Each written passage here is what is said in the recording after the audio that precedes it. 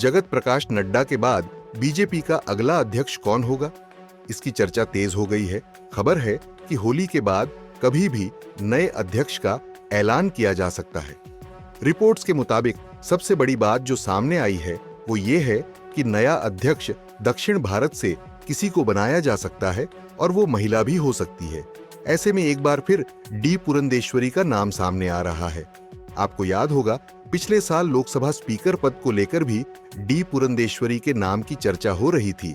हालांकि उन्हें स्पीकर नहीं बनाया गया था, लेकिन इस बार कहा जा रहा है कि उन्हें बीजेपी की कमान सौंपी जा सकती है। आंध्र प्रदेश बीजेपी की अध्यक्ष और राजमुंद्री से सांसद दग्गुबाती पुरंदेश्वरी आखिर कौन है, इस रिपोर्ट में हम आपको बताने जा रहे हैं। 65 साल की दग्गुबाती पुरंदेश्वरी 2023 से आंध्र प्रदेश बीजेपी की अध्यक्ष है। पुरंदेश्वरी तेलुगु देशम पार्टी के संस्थापक और दिग्गज नेता रहे एनटी रामाराव की बेटी हैं और चंद्रबाबू नायडू की पत्नी की बहन यानी साली लगती है।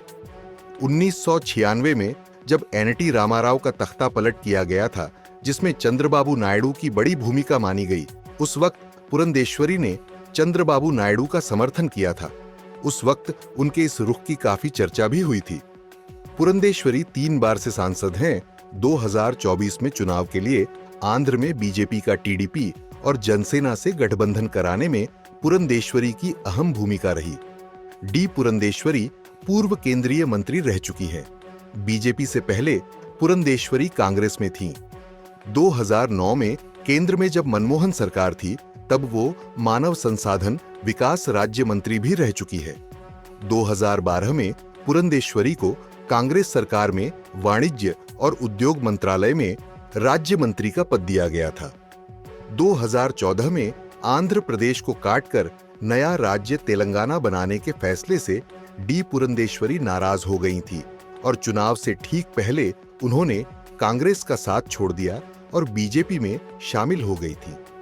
तब उन्होंने कहा था कि जिस तरह कांग्रेस ने तेलंगाना राज्य बनाने के लिए आंध्र प्रदेश का विभाजन किया है, उससे उन्हें बहुत दुख पहुंचा है और उनके पास कांग्रेस छोड़ने के अलावा कोई चारा नहीं बचा है।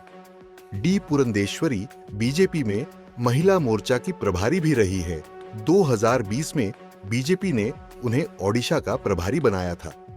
डी पुरंदेश्वरी को काफी तेज तर्रार नेता माना जाता है और कई बार उन्हें साउथ की सुषमा स्वराज भी कहा जाता है।